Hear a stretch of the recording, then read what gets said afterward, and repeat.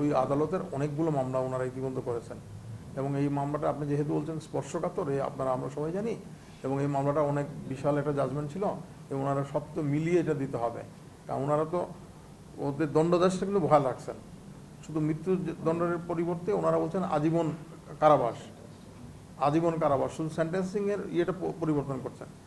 সেই ক্ষেত্রে ওনারা নিশ্চয়ই কতগুলো কারণ ছিল না ছিল, ওনারা কী দিচ্ছেন, কারণগুলো কেন পরিবর্তন করছেন, সেগুলো ওনাদের রায়ে লেখা থাকবে। ওইটা দেখার পরে আমরা যদি সরকারের সাথে কথা বলে পরবর্তী পদক্ষেপ নিব, দেখা যাবে এটা ওনাদের যে যুক্তিটা ওটা রাষ্ট্রের কাছে কতটুকু আমরা মনে করি যে এটার বিরুদ্ধে গেলে কোনো ফললাভ হবে কিনা না, এটা আমরা তখন বিবেচনা করব। অপরাধের যে গভীরতা এবং মামলার যে ধরন, সেটি মনে আপনি রাষ্ট্রের সর্বোচ্চ আইন কর্মকর্তা, আপনার কাছে কি মনে হয় যে আপনারা আবার মৃত্যুদণ্ড বহালের জন্য আবেদন করেন? দেখেন, আমরা তো শুনেন, আমি আপনাকে আবারও বলছি যে এটা আমরা আমাদের হবে যে মৃত্যুদণ্ড বহাল থাকাটাই আমি মনে করি যে এটা যথার্থ ছিল ওদের জন্য, কারণ ওদের প্রতি অনুকম্পা দেখানো কোনো কারণই নাই। ওরা হচ্ছে মানুষকে কতগুলো মানুষ, নিরীহ মানুষ যারা বিদেশি মানুষ আমাদের দেশে সহায়তা করতে আসছিল, ওরা আমাদের ইনফ্রাস্ট্রাকচার ডেভেলপমেন্টের জন্য ওরা আসছিল, তাদেরকে বিনা কারণে সম্পূর্ণ নিরীহ কতগুলো মানুষকে, নিরপরাধ মানুষকে তারা হত্যা করেছে এই ধর্মের নামে এবং তাদের ওই উগ্রবাদিতার নামে। সেই ক্ষেত্রে তাদের তো কোনো ধরনের অনুকম্পা, এবং এরা কিন্তু যাদের কাছে এখন যাদের আদেশগুলো হলো তারা কিন্তু পিছনে ছিল, তারাই কিন্তু ওদেরকে মদত দিয়েছে, তাদের অস্ত্র দিয়েছে, পয়সা দিয়েছে, তাদের সহায়তা করেছে, সব কিছু কিন্তু ওরাই মানে মূল পরিকল্পনার অনেক অংশে ওরা ছিল এই ঘটনা, যার ফলে ওদের প্রতি বিন্দুমাত্র অনুকম্পা দেখানো আমি মনে করি সুযোগ নাই। তারপর আদালত কি কারণে দেখিয়েছেন সেটা দেখতে হবে, দেখে বাকি সিদ্ধান্ত নেওয়া হবে। স্যার, এটা তো একটা আন্তর্জাতিক অঙ্গনে সারা ফেলানো একটা ঘটনা এবং একটা স্পর্শকাতর মামলা।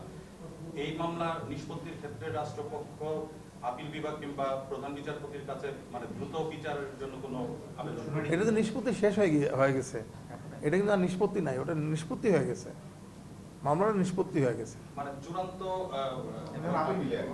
এখন তো যদি আমরা আপিলে যাই তখন আর চূড়ান্ত হবে, অন্যথায় তো ওরাও যেতে পারে, কারণ ওদের হয় কি, ওদেরকে তো আজীবন মৃত্যুর আগের দিন পর্যন্ত ওদের থাকবে, মৃত্যু পর্যন্ত ওদের লাশ বের হবে যখন এই রায় অনুযায়ী। কারো যদি আমৃত্যু হয় তাহলে তাকে কি মৃত্যু কিন্তু ওইখানেই নিতে হবে, বরণ করতে হবে, তার বাইরে কোনোভাবেই আসতে পারবেন না। সেক্ষেত্রে দেখা যাক, রায়টা বের হোক, আমরা দেখে নিই। স্যার, একটা বিষয়ে আপনি দেখছেন যে দুর্নীতি নিয়ে সোচ্চার প্রায় প্রত্যেক দিনই কোনো না কোনো সরকারি বড় কর্মকর্তা দুর্নীতি নিয়ে সংবাদ প্রকাশিত হচ্ছে, আজকেও হয়েছে। গতকাল মাননীয় প্রধানমন্ত্রী সংসদে বলেছেন দুর্নীতি নিয়ে ছাড় দেওয়া হবে না, কিন্তু আমরা দেখি যে হাইকোর্টে অনেক দুর্নীতি মামলা অনেক ধিমে তালে চলে। সেক্ষেত্রে আপনাদের কোনো উদাসীনতা আছে কিনা, অথবা এই বিষয়ে আপনারা সমর্থন করবেন দুর্নীতি বিরোধী অভিযান? দেখেন, আমি আপনাকে বলি যে দুর্নীতির বিরুদ্ধে যে মাননীয় প্রধানমন্ত্রী কালকে অত্যন্ত স্পষ্টভাবে এবং পরিষ্কার ভাষায় বলে দিয়েছেন যে দুর্নীতিবাদ যেই হোক কোনো ছাড় দেওয়া হবে না, এবং এই অভিযান চলছে, এই অভিযান চলবে। এবং দুর্নীতি আপনারা জানেন, দুর্নীতি দমন কমিশন তারা কিন্তু স্বাধীনভাবে কাজ করে, এবং তারা এই মামলাগুলো যেগুলো হাইকোর্টে হয় সেখানে তারা থাকে 1 নম্বর প্রতিপক্ষ, আমরা থাকি 2 নম্বর প্রতিপক্ষ, এবং তারাই মামলা পরিচালনা করে। আমরা তাদেরকে, ওনারা যেটা আমাদেরকে ডাকেন আমি সবগুলোতেই যাই। আমি নিজে ব্যক্তিগতভাবে কয়েকটি মামলায় গিয়েছি ওনারা যখন আমাদেরকে যেতে বলেছেন। তো আমরা সরকারের রাষ্ট্রের পক্ষ থেকে আমরা সব কিছুই আমরা করবো। ওনারা তো ফ্রন্টে থাকেন, ওনারা যেটা আমাদের বলেন বা যখন আমরা দেখি যে এই মামলাটা করা প্রয়োজন আমরা সাথে সাথে যাই। এবং ঢিমে তালে হচ্ছে তা আমি বলবো না, কারণ আপনার দেখেন দুর্নীতির মামলাগুলো কিন্তু ট্রায়াল কোর্টে শুনানি হয়, এবং দুর্নীতির মামলায় বেশ এটা কিন্তু মুখের সাক্ষী দিয়ে প্রমাণিত হয় না, এটা কিন্তু কাগজপত্র দিয়ে প্রমাণ করতে হয় দুর্নীতিটা। এই জন্য এই কাগজপত্র নিয়ে মামলা করা একটা সময় লাগে, এই কারণে হয়তো কিছুটা একটু স্লো তো মনে হতে পারে, কিন্তু আসলে তা না। কারণ দুর্নীতির মামলা যে ইনকোয়ারি একটা প্রসিডিওরটা এটা একটু সময় সাপেক্ষ ব্যাপার।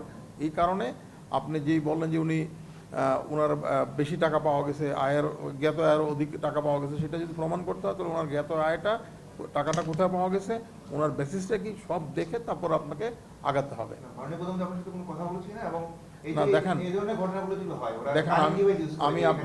আমি আপনাকে বলি, আমার উপর তো, আমি তো যেহেতু রাষ্ট্রের প্রধান আইন কর্মকর্তা হিসাবে আমি সবগুলো মামলায় আমি করবো, এবং এটা আমার তো স্ট্যান্ডিং অর্ডার আছে যে দুর্নীতির সবগুলো মামলাতেই আমি পদক্ষেপ নিব। অ্যাটর্নি জেনারেলের কার্যালয়ে মানে মামলা নিষ্পত্তির ক্ষেত্রে প্রায়োরিটাইজ করবে কিনা? কোন মামলা? মানে কোন বিশেষ না, আমরা সব মামলাই চেষ্টা করছি। আমরা যে আমাদের প্রায়োরিটি হচ্ছে পুরনো মামলা শেষ করা। প্রথম প্রায়োরিটি হচ্ছে আমাদের পুরনো মামলা শেষ করা, কারণ দীর্ঘদিন ধরে যে মামলাগুলো পড়ে আছে সেগুলো শেষ করা। দেখেন, কিছুদিন আগে একটা পত্রিকার রিপোর্ট আসলো একটা মামলা 35 বছর ধরে পড়ে আছে হাইকোর্টে। এখন আমরা এটা খুঁজে বের করেছি, এটা শেষ হয়ে গেছে, কিন্তু এটা পড়েছিল রেকর্ডটা এখানে। তো এই বিষয়গুলো আমাদেরকে দেখতে হচ্ছে। আমরা চেষ্টা করতেছি যে পুরোনো মামলাগুলো শেষ করার প্রথম। কারণ দেখেন, কিছু কিছু মামলা হাইকোর্ট বিভাগে কোনো একটা কারণে নিয়ে এসে ওরা স্টে করে রেখে দিচ্ছেন, সেই মামলাটা হয়তো 15 বছর 10 বছর পার হয়ে যাচ্ছে। কিছু মামলা আমি দেখলাম যে কোনো বিচারকের বিরুদ্ধে হয়তো কোনো একটা অভিযোগ এনে তারা এখানে বলছেন পরিবর্তন করেন, আদালত পরিবর্তনের জন্য মামলা করলেন। সেই আদালত পরিবর্তনের মামলা যারা করছেন সেই বিচারক মহোদয় হয়তো ওই আদালত তো কি এমনকি হয়তো উনি বাই দিয়েছেন রিটায়ার করে চলে গেছেন, কিন্তু হাইকোর্টে মামলাটা পড়ে আছে। এই ধরনের কিছু মামলা আছে। তো এইসব ক্ষেত্রে আমরা চেষ্টা করছি এই মামলাগুলো নিয়ে এসে আদালতকে মানে সর্বশেষ পরিস্থিতি জানানো, যার ফলে মামলাগুলো শুনানি শেষ হচ্ছে।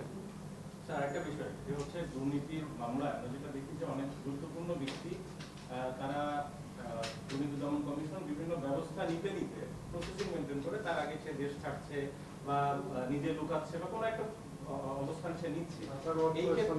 এই ক্ষেত্রে যদি দেখা যায় যে মামলা হওয়ার আগে দুর্নীতি দমন কমিশনের তেমন কিছু করার সুযোগ নেই অনুসন্ধান ছাড়া। না, আপনাকে আমি বলি না না না না না না আপনাকে বলি, আপনারা কিন্তু জিনিসটা ভুল বুঝছেন। আমাদের সুপ্রিম কোর্টের আপিল বিভাগ একটা মামলায় ইতিমধ্যে রায় দিয়েছেন যে তারা যদি মনে করে তো তারা কারো আটকা দিতে পারবে, আটকিয়ে 3 দিনের ভিতরে ইয়েতে যেতে হবে, সেশন জাজকে যেতে হবে। না না না না আপনাকে আমি বললাম তো, আপনারা দেখেন না যে মামলা ছাড়াই যে মার্কার পাসপোর্ট যে বিদেশ যাওয়াটা আটকানো, এটা তো আমাদের সুপ্রিম কোর্টের আপিল বিভাগের রায় আছে এখানে। আগে কোনো ইয়ে ছিল না, আপিল বিভাগ বলে দিচ্ছে কারো যদি আটকাতে হয় তো আটকাতে পারবে তারা, তবে 3 দিনের ভিতরে কোর্টের থেকে অর্ডার আনতে হবে, না হলে হবে না, 3 দিন পরে আটকাতে পারবে না। আমাদের হলফনামা নিয়ে একটা কথা দাবি হচ্ছে যে আমাদের চাকরিতে প্রবেশ এবং চাকরি থেকে বের হওয়ার পরে আমরা না, আমি মনে করি যে কোনো মানে যারা সরকারি মানে কাজের সাথে যুক্ত হবেন প্রত্যেকেরই কিন্তু নেওয়া উচিত, প্রত্যেকেরই নেওয়া উচিত। না, এটা যেন স্বচ্ছতার জন্য সবাইকেই বলতে পারেন, সবাইকে যারা সরকারের যে কোনো পর্যায়ে যারা কাজ করেন, সরকারের পক্ষে কাজ করেন, তাদের সবারই মানে স্বচ্ছতার স্বার্থে সবারই যদি দেওয়া হয় নিজের। আমি যখন ঢুকলাম এই অফিসে আমি একটা ইয়ে দিলাম, স্টেটমেন্ট দিলাম, পরে আমি যখন বছর বছর আমি স্টেটমেন্ট দিই আমার কি বাড়ছে বা কি কমছে এবং আমার সোর্সটা আমি বলতে হবে আমাকে। এটা তো প্রত্যেকের জন্য দেওয়া, এটা আমাদের রাষ্ট্রের জন্য, যে ব্যক্তি কাজ করেন তার জন্য সুবিধা, তার নিজে পরিষ্কার আছেন কিনা নিজের কাছে, তো মানুষের কাছে তো তার যে ছবিটা পরিচ্ছন্নতা প্রমাণিত হবে, প্রকাশিত হবে। সবাইকে ধন্যবাদ।